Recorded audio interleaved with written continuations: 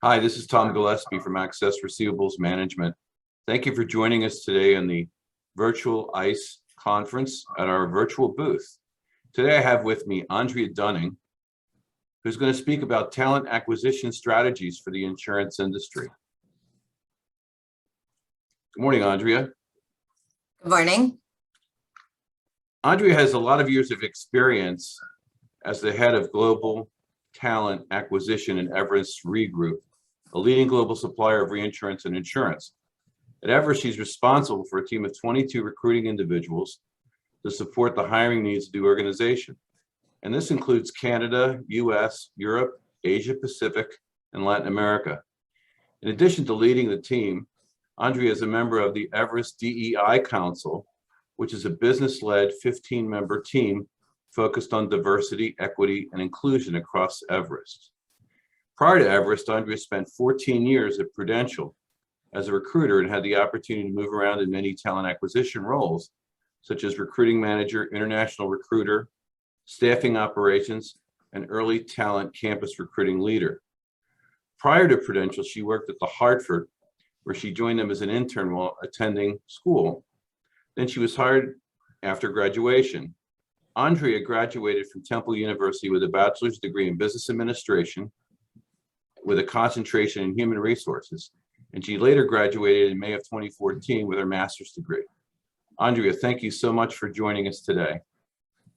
Thank you, Tom. It's a pleasure to be here. I'm excited to get started and to tell everybody about some hiring challenges and some solutions that we can see with what we're facing today with hiring. Over the last 2 years, we've definitely been faced with some big challenges that have impacted us both personally and professionally, such as COVID, equality issues, political challenges, and now we face hiring challenges. The big challenges that we face are one, attraction and attracting the candidate. And then the other is attrition, retaining our talent. We're having a struggle between both of those. And as we lose talent and we need to attract it, it becomes a real big challenge. So what are we seeing today? First, we're seeing a huge surge in demand. US job openings have increased 40% since November to May. This is a survey done by Gartner, an HR professional services company. And they found over that quick period of time, we have increased jobs by 40%. It's a candidate revolution. And what does that mean? It's that candidates are in control. They can ask for whatever they want, and most likely they're going to get it. They want to work from home remotely. We often have to accept that because we need the people to do the jobs. Or they might want a huge increase. And we might have to accept that because we need people to do the work in order for us to be successful. And the impact of that is all of the salaries are increasing. We're getting quite a number of counter offers with individuals who are leaving the organization. And we're accepting counter offers at crazy amounts. And the reason we're doing that is because we need the talent and we need people and we're already short. But what that's doing is it's ultimately increasing our salaries and our expenses overall. Another thing is that everybody's reopening. So the economy is just reopening. And organizations, as they're reopening, they need people that they laid off last year. And the problem is that people are deciding not to go back to work. So they've either found something else. They decided, I'm not going out into this world and work again with COVID and everything going on. Or they're doing a whole nother different career. And with that, there's less people than there was pre-COVID. An example of this is there's a strip area or a street about a mile down a street in a neighborhood near me. And there is multiple restaurants, multiple stores. There's everything you could name in this 1 mile. And about 2 months ago, I'm driving home from work and I took this way instead of my usual way. And I noticed as I was driving down there that there were now hiring signs on every single, every single store had now hiring. It was crazy. Oh. The flags were out, everywhere. Sorry about that. With that, that's okay. With that, everybody's hiring. And the point of that is that we can't find people. I want to just give another example of how we're losing talent and how we can't even find recruiters because all those stores are hiring, because everybody's organization is hiring. Recruiters are in hot demand. Everybody needs to find talent. And So it's hard to get recruiters too. It's what? Right. Hard I to get personally recruiters have a too. team of recruiters that I can't find. That's crazy. And we're starting to have to, I've never had to hire remotely for recruiters. I've never had to really have a struggle. And we pay pretty good. And yet we're struggling because we can't get them. I had a recruiter just about a month ago leave because he got an offer, young guy, young in his career, got an offer for a 30% increase. And he's now leading a team of 4, never led anybody before, leading a team of 4 and gets to work remotely 100%. Wow. We couldn't even counter him. We tried, it was too good of an offer. So that's the challenge with the attraction. And then there's the attrition. So we're really struggling with turnover. And I know that not just my company, I know it's all over. It's what they're calling pent-up turnover. When COVID hit, a lot of companies put freezes on their hiring, and they also, though, retained people because nobody was leaving. It was a weird, awkward situation. It's not the best time to go and join a new company. We're all remote. I don't get to meet people in person. I don't get to interview in person, those types of things. And because of that, 21% of the leaders are saying that pent-up turnover, it was paused during the pandemic, and now everybody's leaving. Now everybody's like, okay, it's time for a new opportunity. It's time to move on because now things are getting back in reality again. The other thing is when you have all these openings and you can't fill them, employees are overworked, they're burnt out. There's not enough resources. I know that's my team, as we have triple the amount of openings that we normally have on a given day because we're so behind. And one of the terms I'm hearing all the time is salary jump. I've heard people who have jumped 2 times since in the last year, just because the salary offers are coming in so crazy. They are, and they can request whatever they want, and the companies that are losing them, like I said, try to counter offer. Sometimes you offer what, it depends on the person and the criticality, but sometimes you offer what they're asking, but they can ask for whatever they want because crazy. And then, in our business, in the collection business, and of course, a lot of our clients out there at the convention today, this is an insurance collection executives, so they have collectors internally.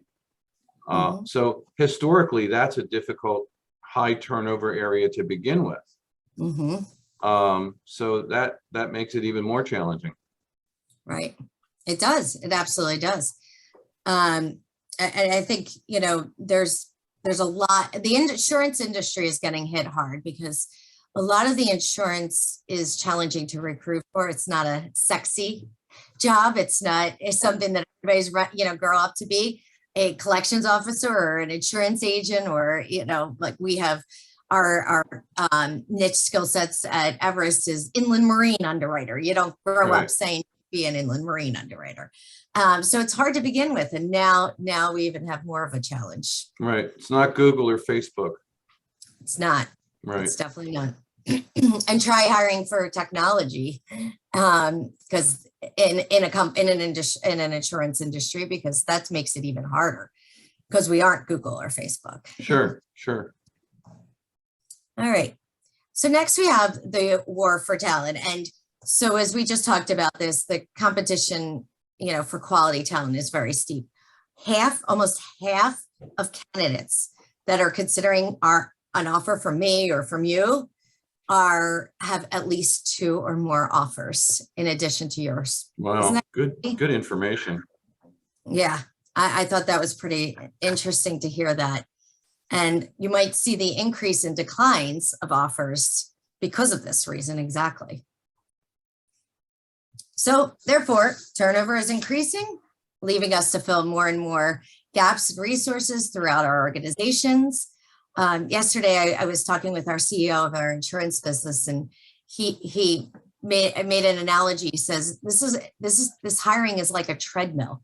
We make progress hiring 6 people last week, and this week we lose 5, and it just keeps going. And we just feel like we're, we get ahead and then we come back, and then we get ahead and come back, and that's really what's happening. So let's talk about some solutions to hiring challenges. I put these together based off of what my experience is and some research and best practices. And I'm going to walk through all of these, but just overall in general, we'll evaluate the things that we should be looking at are evaluating the challenges in the recruiting process. Is it too slow? Is it, do we need to speed things up? Do we have too many interviewers on? Things like that. We need to increase the talent pool. We need to attract talent with what matters to them. Today, what matters to talent today is not the same as what it was 10 years ago. I want to talk through a little bit around sourcing strategy and things that we do to help build the pipeline. Selling our employee value proposition and culture, as well as creating an environment people want to work in, will help significantly attract talent. You said something there that's really interesting to me, which is typically in the hiring process, you may have 2 or 3 interviews at higher level jobs where you have HR and you have the departmental thing and everything else. And by the time you get the 3 interviews done, the person's already accepted another offer. Mm-hmm. Yeah, that's interesting. Great transition into my next slide, and we have it quite often. I had experience with our CIO just last week where he's been recruiting for a senior tech job, but it's a very popular job. So tons of applicants, believe it or not, which doesn't happen these days.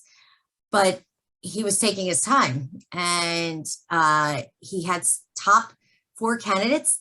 People loved all 4. He's down to 1 right now because they all dropped, because they all got other offers, and they're all moving quicker than him. So there's a great example. But yes, and I talk about here reducing decision makers and steps in the hiring process. So oftentimes a recruiter will call, screen, send a resume over to a hiring manager. The hiring manager then reviews it and says, okay, this one, this one, this one. Well, if we remove those steps and we just said, recruiter, figure out who's qualified and get them immediately right into the interview step. That saves weeks, sometimes a month. And then also, how many interviewers do you really need? Survey or studies have showed, and I've read this before, that studies have shown that the number of interviews, the impact, positive impact on more than 5 interviewers, it's not a positive impact. It's the same. So if you interview with 3 people and you interview with 7, you're going to have the same impact positively on assessing and identifying the right talent. So why do we need all those? And I know our company does this, and I'm sure others do, where they feel everybody needs to interview and everybody needs to have a say. Cut that down, keep it moving, and keep it to 1 round. So those are things. Other things to think about are recruiter overload. So I just mentioned that we have 3 times the amount that we normally do. Well, I don't have 3 times the staff on my team to handle these requests. And I know, other companies don't either. And as I mentioned, it's a hot demand for recruiters. You just can't go out and recruit and find a recruiter. So we have to set expectations and prioritize work.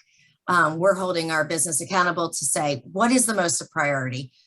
If we should have 1/3 of it as your most priority, because that's what we can handle. We can't handle the 3 times the amount of jobs that we have. Also, We want to do, generate leads and proactive outreach. Long gone are the days where you post the job and you get candidates apply, and those are the candidates that you're going to hire.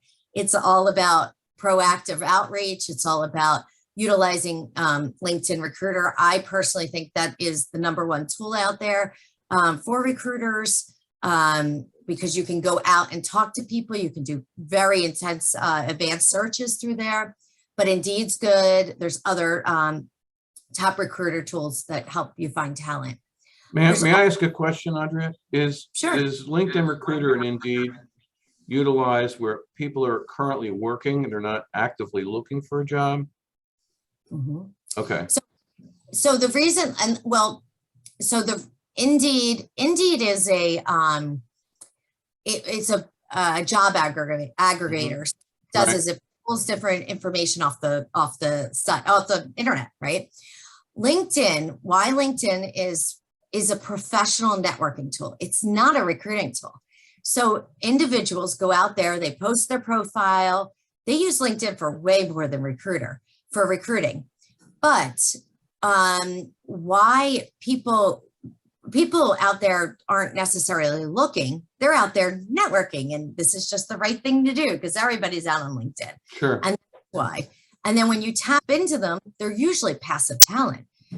The goal is to have more of a sales pitch in your message to them, and then, oh, let's just talk, it's kind of like that. And then once you get, then it's all about, your conversation with them, which we'll talk about in a couple slides as well, around selling the candidate. And that's a key part of the process. But that's, I think LinkedIn Recruiter is one that's more for professionals. It's a recruiter's dream because it's people with their resumes pretty much out there, but don't always necessarily looking, but then you can tap into them. So this is an interesting departure from the historical ways that people hired candidates. You needed to hire 2 or 3 people. You put an ad on Indeed or whatever, and 25, 30 people applied. You went through the resumes, you grabbed 5 of them, bring them in for an interview, and now it's like, okay, now we're going to go out and we're going to sell you. We're going to find you. And we're going to be the ones who are offering you 14% more than you're paying now, because we're the way we're going to find talent is to farm that LinkedIn database and Indeed database and really aggressively go out there and find the right candidates. And then, of course, when you get them interested, you need to have a strong enough value proposition for them where they're going to want to stay for. We always find that the first 90 to 120 days is absolutely crucial in terms of how the onboarding process and training and hand-holding and all that kind of stuff to retaining the employee. I absolutely agree with that. It is, and I don't really touch upon onboarding here, but I do touch upon the employee value proposition, speaking about culture, getting people prepared for what to expect when they come in. Yeah. That they're not culture shocked. They're not, their first 90 days aren't like, what did I do? Did I make a mistake? But yes, that's really important. And just one other question I have for you, because we're doing this ourselves currently. We're now recruiting people, collectors in other states that are working remotely. So one of the things that COVID did was that 95% of our people, except for state government contracts, were remote during COVID. Right. So we got, used to that environment. We have all the security and the laptops are all locked down and their phone calls are recorded. It's just like if they were working here. But now we're saying, okay, well, let's go hire people in other parts of the country. They don't have to work here in Maryland, right? But then the other interesting thing about that is, well, how do you get them to feel part of the team? Right. Right. And that's a whole nother session, but that's right. That's around, work, the future of work and the workplace and being remote, and how do you keep people engaged and Yeah. leading through remote? It's a challenge. It really is. And I often Didn't mean feel, to get off topic, but no, I thought it's interesting how this whole thing is changing. it's all changing. Yep, it's all changing, and we have to move quick. And we have to think about talent is no longer them wanting to come work for us as we want them to come work for us, and we need them to come work for us. Right. It's way different. Yeah. So one of the ways that I thought about was, we have to think about our talent pool, and you just mentioned this around how do we get creative, and how do we hire people? Maybe do we need that person to sit in a specific location? You said 5% of your company has to because of regulations, but the other 95% doesn't. So does that mean you can hire now remotely? And if so, that talent pool opens up significantly.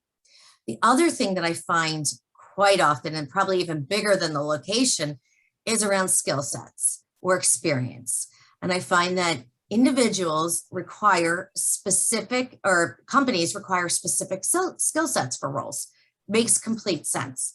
But do we really need to have all? Do we really need to have a certain years of experience? Can we train it? Can we, and this is usually your technology jobs, your finance jobs. Could it be that they maybe use a similar skill set? But if you think about like your collection agents, like are you open to having college grads and training? Or do you require experience? I know you're not only hiring early talent, you're probably hiring experienced people too, whether it's management or not. Do they have to have the collections experience?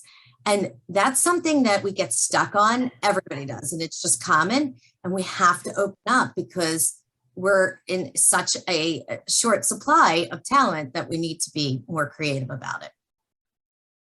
That's such a good point. And therefore, these are just questions to ask yourself. Do I really need all of these skill sets? Can I train it? Can somebody else train that skill set and all of that? And then the next thing is attracting talent with what matters to them. And this is just a snapshot of some pictures and words around what people look for. Again, different than what it used to be. And you'll see the picture. I love the picture of the person with their laptop and the beach, looking at the beach. Right. Like in certain jobs, it doesn't matter where you're working. You can work anywhere. And, but many organizations are still in the mindset of that you need to be in front of me. You need to be there to do it. And sometimes you do, right? If you want talent, we have to be a little bit more flexible. A lot of people are putting in hybrid remote work arrangements where you work a couple days in the office and a couple days at home.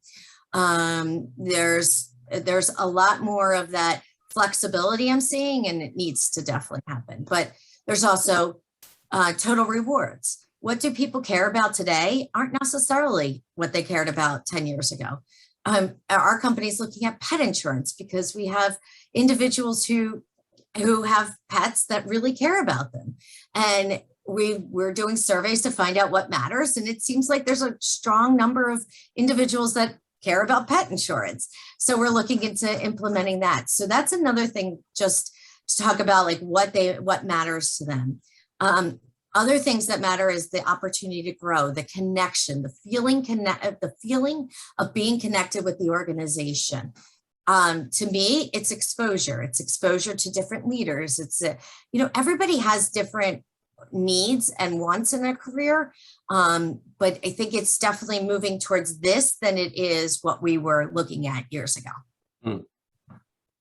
Do you find that the department managers sometimes are set in their ways and they're like, well, this is way I want a person that has 5 years experience and MBA and blah, blah, blah, and blah, blah, and, is kind of trying to resist this tidal wave of change?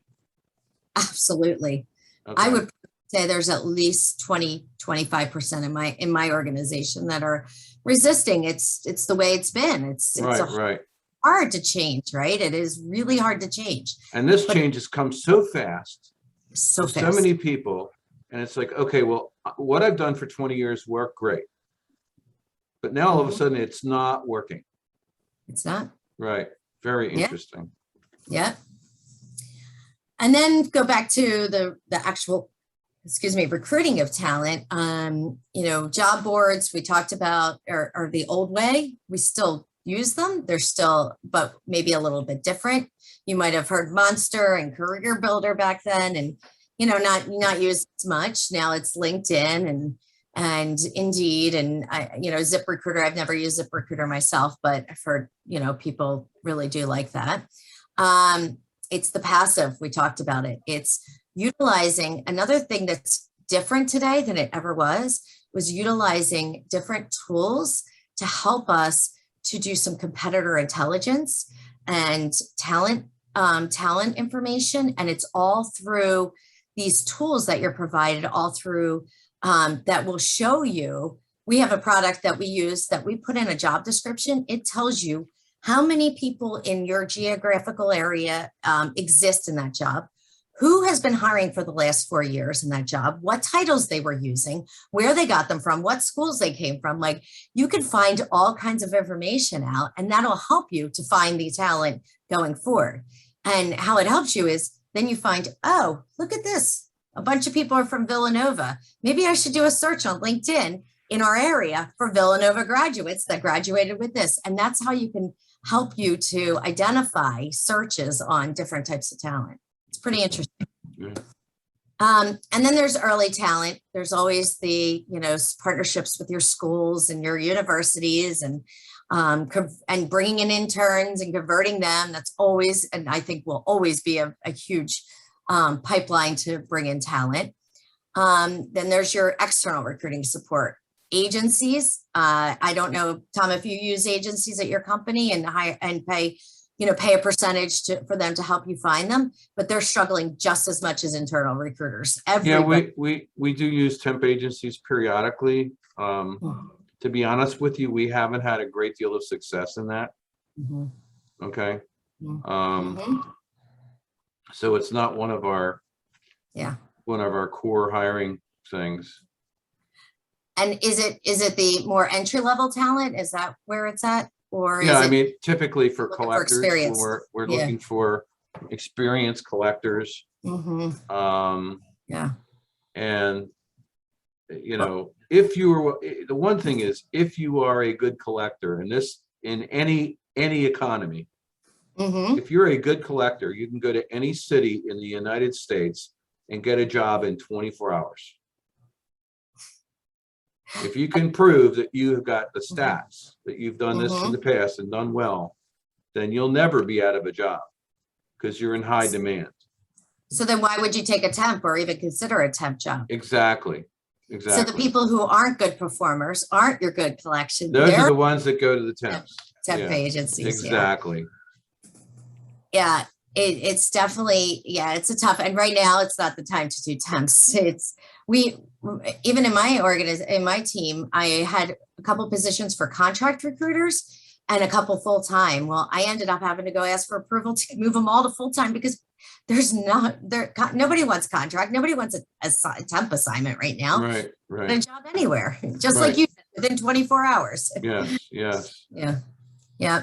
And then I do think that the last piece that on this sourcing strategy is probably one of the most critical ways of hiring or finding your talent, and that's through networking.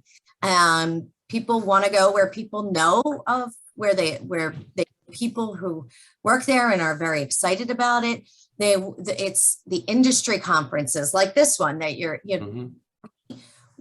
we use these conferences, either industry conferences or diversity conferences, to send pre-COVID, but to send candidates out and to send recruiters out to talk to people. Just sit with them, next to them at a session. You might not know anything about it if it's like an actuarial career, a conference. Just sit there and start talking to them. Right. We've had much success with that, because then you start building connections and you go with the people who are the actuaries or the, the people in that industry, and they connect you, and it's been very successful. Yeah, it's like I went to a music festival this weekend and I'm thinking to myself, geez, I should have some brochures to hand out to these thousands of people. Thousands, right? Somebody needs a job. Yep. So we brought this up before, and we talked a little bit about the sell employee value proposition and culture. And so this, I feel, to me, this is the value I bring as a recruiter. I tell the story of the company. I tell about my experience. I often tell people, almost every candidate, regardless of what level it is, I'll tell them my story of how I came from a large company. Now I'm in this medium-sized company, and what a difference, and the impact I get to make. And, they can see it. They can hear my voice, how excited I really am excited about it. And they can, hear it, and that gets them excited. Oh, I like this. And I always tell them about the culture and some examples of how the way the culture is. And I use big words, ambitious growth and exciting time to come work for us. And you get exposure at all levels. Like, those are the things that I use. And I put my, sales hat on, and sure, I'm selling. But they want to hear about that. They want to hear about what we're doing for diversity and inclusion. They want to hear about what we're doing to help support the community. And they want to hear about the senior leadership team. Tell me about them. What do they like? What do they, they believe in? So I do think that this is huge when trying to attract talent. And I also think that, ultimately we need to create an environment where people want to work in. And a lot of that is offering employees ways to get involved in those industry associations, allowing people to attend conferences if they would like, working employee resource groups, in groups within the organization of people of connection, how somehow they're connecting. There's different leadership programs and things like that that are just all the ways to engage people and keep them going. Also, another thing we do is we survey employees on why they want to work for us. And we advertise that to our external candidates. Either we put it on our internet site, quotes. I've quoted people saying why they enjoy working here. We've done it on social media. We post out different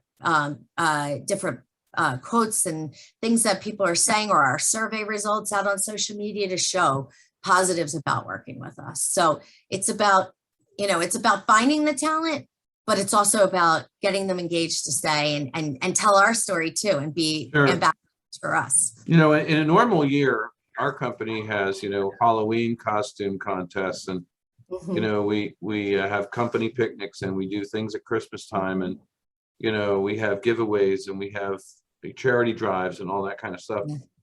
And obviously, when 95% of your people aren't here, it really takes the air out of the room, right? So last year was challenging because we wanted still to be a fun type thing. So we were actually having virtual parties and things like that, just to keep people engaged and to try to keep that going. Now, did you post it anywhere or advertise it externally anywhere? We did not. Well, I shouldn't say that. Like, when we do a charity event, like we just gave on 9/11, we had a large contribution to our local fire department. I saw that, and you put it out on LinkedIn, right? So we will post that out on LinkedIn. That's to our site to let people know that. But a lot of the stuff we do internally for the employees, we don't post out on LinkedIn. At least we don't do that today. Right. Maybe something to think about, because I'm just thinking like, oh, they have fun over there. Maybe I should tell them about getting a job. These are all ways just to help. And fun is important in your work. It's, listen, we work hard. We have to have fun while we're working. Absolutely. And, if somebody's working remotely, it's so easy to get, the drudgery of it Mhm. you know, and it's that social interaction is so important. It is. So we're definitely trying to, of course, we've brought a lot of our people back at this point, but some people have chosen to stay remote, and that's okay too. So to your point, you have to be flexible. You do. You do. But so that's pretty much, what I bring to helping hiring with some of the hiring challenges that we have going. First of all, thank you so much. Of course. I have learned a lot today. This is an area that every company is struggling, not just the insurance industry, but every industry. And your insight and your suggestions are really, really good. And I'm sure everyone watching this today is thinking the same thing. Please share this with your HR people in your company. Access is happy to bring this to you. Andrea, thank you so much. I'm so grateful. And wow, I just learned so much. Thank you so much. Glad to share. Thank you. All right. Bye-bye.